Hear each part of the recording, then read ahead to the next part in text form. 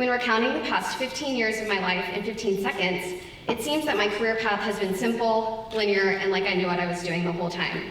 However, I can assure you, when the details are spelled out, the route is not a straight line, but a collection of twists and turns filled with false starts and lessons learned along the way. The most important part of any story is its foundation. I'm thankful Kinkaid was my starting point because it provided an access to a variety of opportunities and unique learning experiences. It's rare for high school students to choose from such specific, interesting classes outside of simply English, but rather Mr. Lambert's drama lit course. For interim term, for instance, allows us to dive into different cultures by traveling to China, which I did my sophomore year. All this to say, Kinkaid provided the sturdy foundation to which I built a career upon. Kinkaid encourages its students to dive into diverse areas of interest, to test the waters and see if they're worth pursuing. I'm thankful for that exposure and ability to choose during my formidable years, because as you'll see, it taught me to be open-minded, unafraid of change, while staying true to myself. While at Kinkaid, I had the opportunity to serve as editor-in-chief of the Kinkaidian. After graduation, I had every intention to pursue a career in graphic design and work for a major publication one day. But as we have all learned this year, the world can change quickly. In 2008, not only was there a global recession, but the future of print publication was being largely threatened by the emerging popularity of digital media. I wasn't blind to this reality, so I consulted my first line of defense when it comes to decision making, my dad. He strongly encouraged me to apply to the business school at Georgia, knowing that this would be a better foundation to build a career on. I eventually graduated with a major in marketing and a minor in art history. I'm thankful I turned to him. This was not the first nor the last time I've turned to my dad or another person I looked up to in my network for guidance. When I needed my first internship, I turned to him again.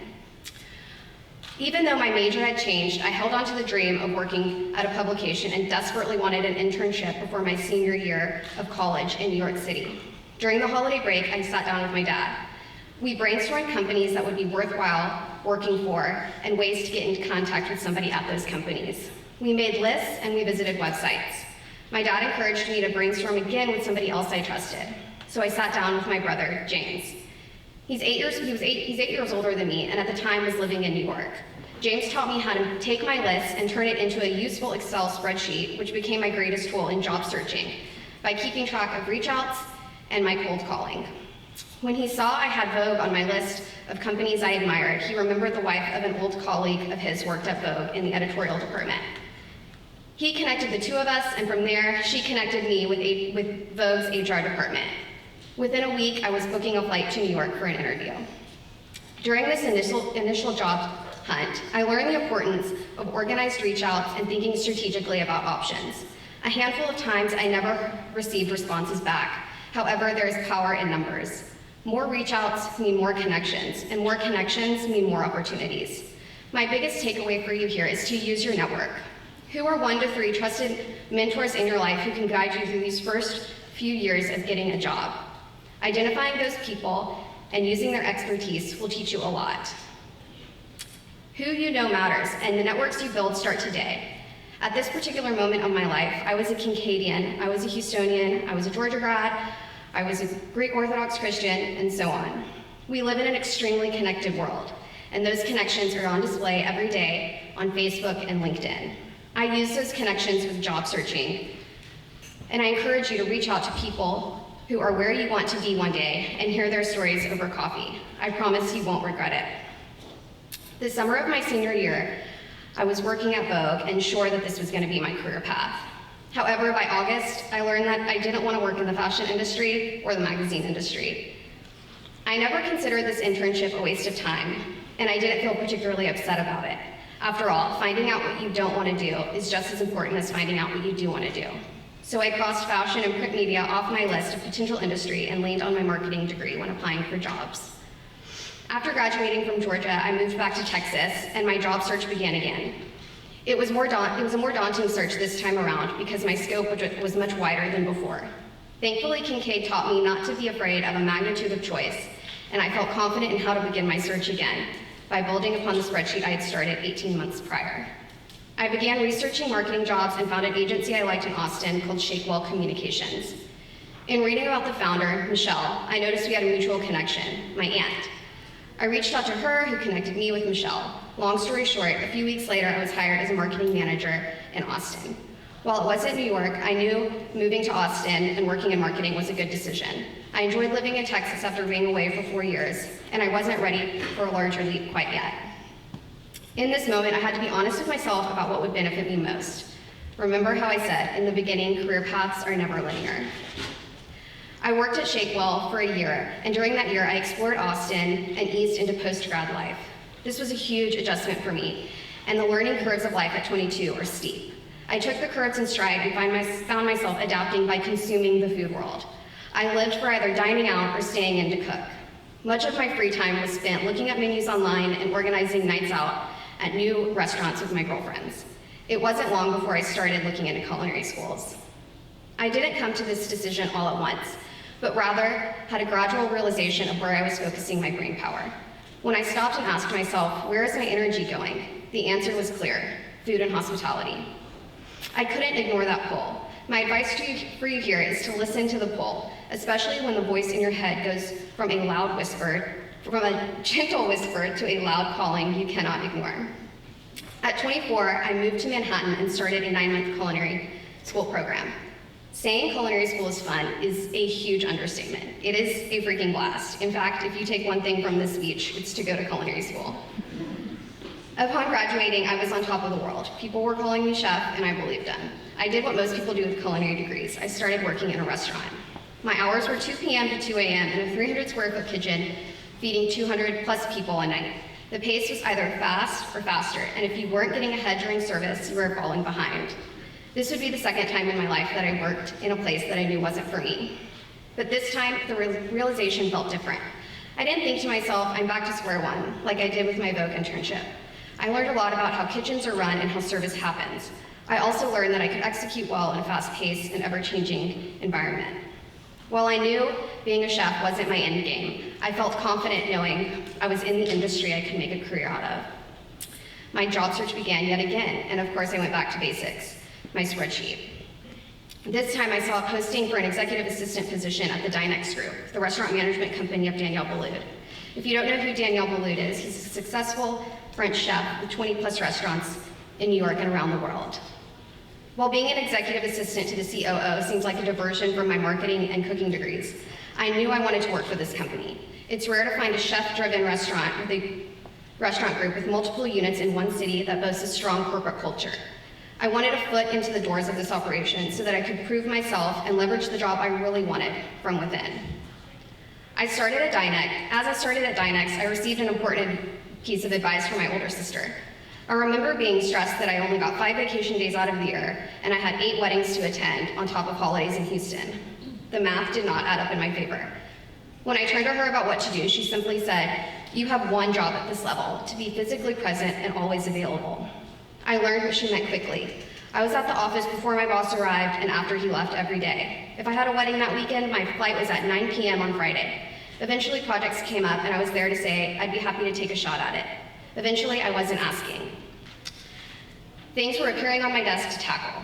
I took every phone call from my boss, no matter the time, no matter the weekend. I even changed his ringtone so I knew it was him calling. The point being, I was always available and never too busy to give my best shot. What made the choice to step outside and answer the phone call while at dinner with a group of friends was the fact that my friends were hustling just as much as I was. We discussed work together and supported each other every single day. I cannot stress how important and impactful this still is for me. The people you surround yourself with matter. My friends encouraged me and supported me when it was time to approach my boss and say, I'm looking to move away from the executive assistant role and into an operations role. It was hard for him to say no, and eventually I was able to carve out my own job description that centered around my love for food and passion for the restaurant industry. All this to say, don't be afraid of big change. It happens often and can be hugely rewarding if you give it your all. Working for Danielle truly changed my life for the best. Plot twist, it's where I also met my future husband. Aaron was the executive chef at Cafe Boulud, one of the restaurants in Danielle Boulud's empire. We began dating after working together for 2.5 years. I won't go into the details, but I'm lucky to say it was an uncomplicated work situation that has led to an amazing marriage and partnership. Aaron and I got married in 2018 and stayed in New York for another year before moving to Houston. When we got married, we started dreaming about the restaurant we would open one day. We started formulating plans and inspiration boards. We researched a lot, we ate out a lot, and we tried to exercise often. This was truly the most fun stage of being an aspiring entrepreneur. We had our current stable jobs and we had a dream. So at this point, we had very little to lose. However, without the backing of a robust engine like Danielle's corporate office, we were learning new things every day. This showed me just how much I didn't know. And when it comes to building a business, Wiki How To doesn't have all the answers. Even though I technically had my next job lined up, I needed to start cold calling again, like I did when I was job searching. The situation being similar yet different. The common denominator being vulnerability. Being vulnerable enough to reach out to someone who I knew could help me solve a specific problem. It turns out this wasn't tricky for me, mainly because I've had practice. When faced with a problem or roadblock, I felt confident enough to reach out to an old colleague, a parent of a friend, a cousin of a friend even, and say, hey, can I pick your brain over coffee? I have never regretted that hour, because it always led to either a solution or a path to finding the answer. I encourage you to start building that understanding of what other people do, and keep those things in the back of your mind, because one day you might have a question for them. Many of you might be sitting there thinking, that sounds like networking, and that's just not me. I'm here to tell you that this sort of ingrained networking is a muscle. It's a learned skill that must be honed over time in order to keep sharp. As an extrovert through and through myself, I've even been out of practice and have to refresh my skill.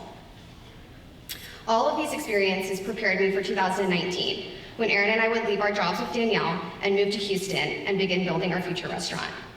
This summer we moved, we had no space to open in, but we had a vision, a few leads, and some good momentum.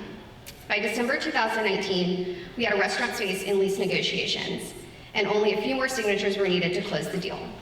We picked a branding agency from Austin and invited them to Houston to view the potential restaurant space and discuss our branding strategy. The day the branding agency was scheduled to arrive was the day the real estate opportunity fell through. Suddenly and unexpectedly, we had no restaurant to call our own. It was a total disappointment. The branding agency still drove to Houston, however, our entire itinerary meant nothing because we had no building to take them to, no space to dream in. That afternoon, I won't lie, we wallowed in self-pity. We were sad and we were down for the duration of the day. The next morning, we woke up more determined than ever to find the right location. To this day, I learned a fundamental lesson about business and, for that matter, life. Things won't always go the way you planned, but you must keep moving forward, so that's what we did. A few weeks later, 807 Taft, the building Bludorn currently operates in, became available. In March 2020, the place was ours to build a restaurant in. And then, as we all know, the world stopped. For the first time in generations, no one knew the rules because no one had encountered a global pandemic before. My whole life, I've leaned on the expert advice of mentors, specifically my dad. However, as a 73-year-old business owner, a pandemic was uncharted territory, even for him. I learned a huge lesson by watching my father lead a company during a time of vast uncertainty. When you're a business owner, you never quit learning. And being able to learn and lead simultaneously is a skill few professionals ever master in a lifetime. Never stop admiring and turning to those who are light years ahead of you, even when the days ahead seem impossible. To spoil the ending, Aaron and I opened Bludorn in August of 2020, in a highly volatile time in history. And when people ask how we did it, I say we focused on the day-to-day. We kept moving forward by giving our all to the day in front of us and the specific task at hand. We did this over and over again, day after day after day. And we'll keep doing that, because it's the only way we know how to build a business. As you start looking for jobs and thinking about your future, I encourage you to always keep moving forward, to seek wise counsel, to use your networks, and pay attention to where your energy goes. Opening a restaurant or starting any business for that matter is a giant leap of faith. However, at the end of the day, it's about following your heart, and I encourage you to do that a few times yourself.